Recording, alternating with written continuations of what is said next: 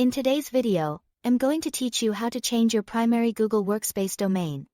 Before you begin, make sure your new domain has already been purchased and that you can log into your domain registrar, such as GoDaddy or Namecheap, because you'll need to edit your DNS records during the process.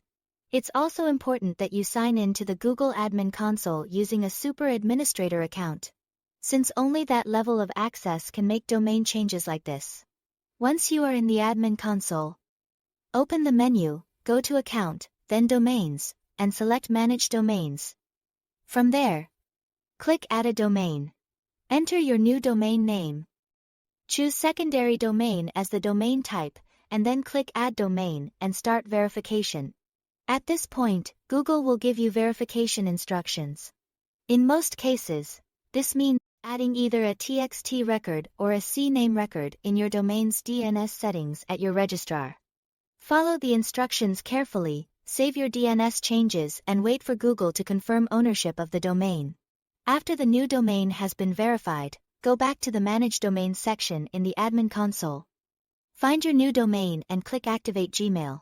This step prepares the domain to handle email through Google Workspace.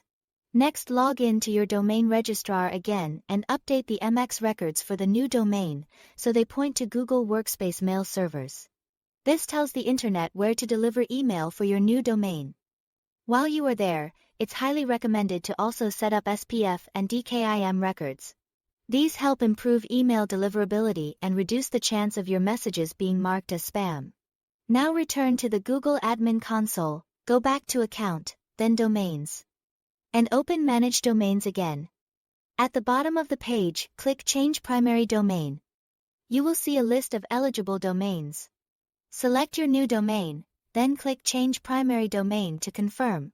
After you do this, the update may happen quickly, but in some cases it can take anywhere from a few minutes to up to 48 hours for the change to fully apply across all Google services. So be patient during that window. Once the primary domain has been changed, the final step is updating your users in the Admin Console. Go to Directory and then Users. Open each user's account page and click Update User.